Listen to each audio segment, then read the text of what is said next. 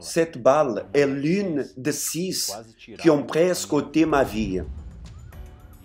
Et ce sont les marques que je porte sur mon corps.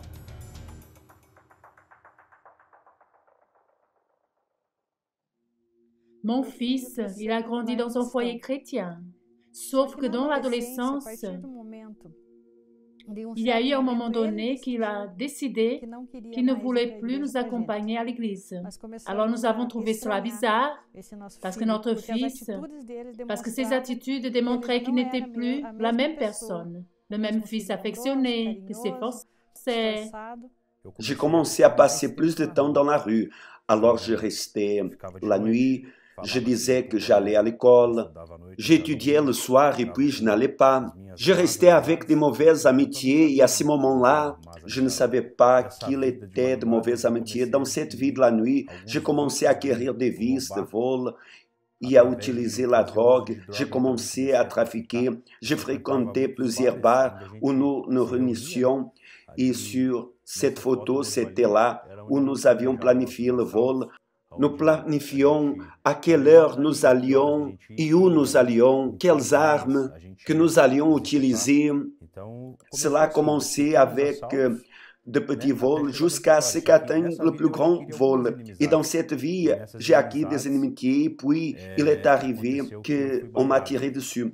J'ai subi une attaque, le gars qui m'a tiré dessus, il a tiré 6 tirs, mais seulement 3 de ces tirs m'ont touché.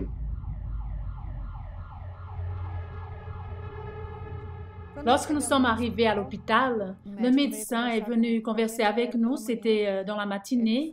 Il a dit le suivant: ma part, j'ai fait. Sauf que si vous avez une religion, si vous avez une foi, maintenant c'est le moment d'utiliser parce qu'il a eu les tirs, il a tordu le poumon, il a perdu la vésicule et l'un des tirs a pénétré la veine cave, qui est une veine importante du cœur. Et plus tard, ils l'ont mis dans le coma artificiel. Il est resté 11 jours dans le coma artificiel aux urgences. J'ai des souvenirs de quelque chose qui s'est passé parce que je voyais mes parents et je leur ai demandé de l'aide, mais c'était comme si j'étais invisible. Cela, c'était réel pour moi. J'étais en train de vivre littéralement cela. Dans cette époque, nous avions une vanne et Dieu nous a demandé. Et plusieurs fois, mon fils, il a utilisé cette vanne. Mais c'était dans le monde, pour faire les choses du monde. Mais lorsque Dieu nous a demandé la vanne, c'était ça. Alors nous avons quitté l'hôpital, nous sommes allés directement à l'hôtel, nous avons parlé avec Dieu, nous avons fait le sacrifice et a été su à l'hôpital partout de son cas. Et il a été le véritable miracle parce qu'ils l'ont désintubé et nous avons eu le résultat. La première personne que j'ai vue, ce fut ma mère. J'ai essayé de lui parler et ma voix ne sortait pas parce que j'avais l'opération appelée trachéométrie, ne permettant pas à ma voix de sortir. Ça m'a fait peur. Mais ce n'était pas assez pour moi de me tourner vers Dieu. Au contraire, j'ai quitté l'hôpital avec une balle encore dans le corps et je suis entré chez moi. Mais je suis allé avec un esprit révolté et j'ai quitté la maison armée. Je suis sorti avec le pistolet sous le fauteuil roulant parce que je voulais me venger. Je voulais faire la même chose ce qu'il m'avait fait. J'ai commencé à pratiquer de plus grands braquages. J'ai cambriolé des banques, j'ai cambriolé des distributeurs automatiques de billets. Et dans un des braquages que je suis allé faire, l'article est même sorti dans le journal. Parce qu'un des gars qui était avec nous, la police l'a assassiné, l'a tué. Dans le cambriolage, nous sommes allés braquer une station de service. Il y avait des policiers là-bas et le gars a perdu sa vie. La dernière fois que je suis allé commettre un vol de banque, ça a aussi mal tourné et nous sommes enfuis. Et dans cette fuite, j'ai eu un accident. La police tirait derrière notre voiture et plus loin, la police s'est approchée de nous et nous a amenés menottés. Le policier m'a regardé et m'a dit que ce jour-là, nous avions né de nouveau.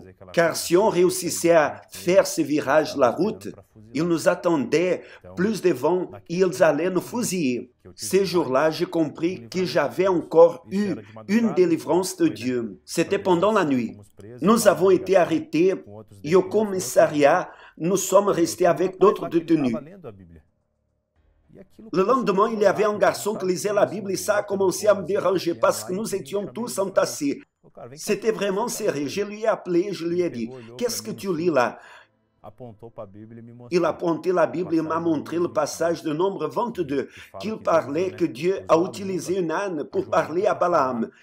Et s'il continuait dans cette vie, Dieu allait permettre à l'ange de prendre sa vie. Alors je me suis identifié avec l'histoire de ma vie. Et c'est à travers cette parole à l'intérieur de la prison que j'ai commencé à m'affirmer avec Jésus. Ça a été la certitude que la réponse était déjà certaine. Donc la certitude de la réponse, que Dieu avait déjà donné la réponse à ce sacrifice. Et même à l'intérieur de la prison, il y avait le travail de l'UNP. Et j'ai commencé à apprendre avec le pasteur qui allait et qui nous transmettait la foi. Et dans ces prisons que j'ai eues l'année dernière, je devais payer tout le temps des frais. J'ai été condamné à nouveau et je payais ce que je devais à l'époque. Je suis resté 2 ans et je ne demandais pas de sortir de la prison. Comme j'étais déjà ferme avec Jésus, quel que soit l'endroit, je n'étais pas emprisonné que physiquement. Et par conséquent, dans une prison, je devais rester 2 ans. Je ne suis resté qu'1 an. Je suis arrivé à la maison par surprise. Ma mère ne savait pas que j'étais parti. Le vieux Lennon est resté en arrière.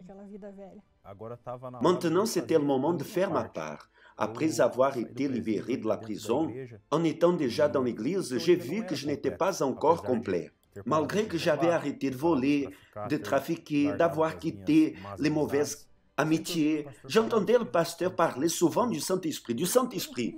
Je ne voulais pas être encore une personne de plus à l'église pour chauffer les chaises. De là est venue la campagne d'Israël et de là j'ai décidé. Je travaillais pour moi-même, j'avais une réserve d'argent, une somme assez grande, et je décidai de le sacrifier. J'allais sacrifier pour ma vie spirituelle. Je voulais connaître Dieu, le Saint-Esprit dont j'entendais tant parler. Ce fut là que j'ai fait mon propos avec Dieu.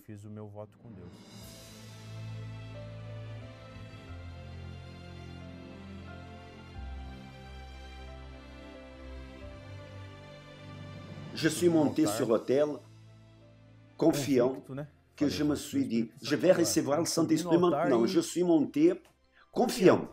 Mais ces jours-là, je n'ai pas reçu le Saint-Esprit. Je me suis dit, je ne vais pas désister, je vais être baptisé du Saint-Esprit. À 3 heures l'après-midi, ce même jour, nous sommes sortis évangéliser. Et la première personne que j'ai rencontrée était un jeune. Il fumait, il m'a avoué qu'il était désespéré et qu'il avait besoin d'aide. Je lui ai parlé de Jésus. Il m'a dit, j'ai besoin d'aide. Il faut que ce soit maintenant.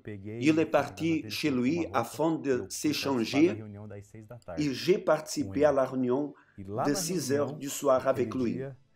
Et ces jours-là, dans la réunion, j'ai compris ce que Dieu voulait de moi. Et dans la réunion avec lui, au moment que le pasteur a appelé pour la recherche du Saint-Esprit, au lieu d'aider ce jeune homme, parce qu'a été aussi une façon de l'aider, mais Dieu est venu sur moi. Et vous savez, cette assurance m'a saisi et annulé tous les sentiments. Et ces jours-là, Dieu m'a parlé. Il habitait en moi. Depuis ces jours, c'était ce qui manquait pour que ma vie soit complète. C'était le plus grand cadeau que j'ai pu recevoir dans ma vie. Pourquoi? Parce qu'aujourd'hui, je sais qu'il a Dieu à l'intérieur de lui. Et alors, cette paix que nous avons reçue, il n'y a pas de prix.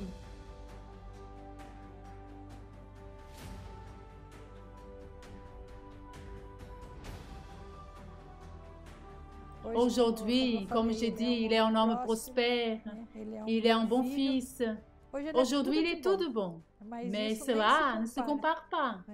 Même la vie financière, notre vie financière ne se compare pas à la paix que nous avons et la joie que nous avons de savoir qu'aujourd'hui, il a le Saint-Esprit à l'intérieur de lui. Je travaille sans cesse pour apporter la parole aux autres, que comme moi, a reçu la parole de la bouche d'une personne que je n'avais jamais vue dans ma vie. Aujourd'hui, moi aussi, j'apporte la parole avec la présence de Dieu dans ma vie. Je me dédie toujours à faire 1000 fois plus et meilleur pour Dieu que ce que je faisais avant pour le diable.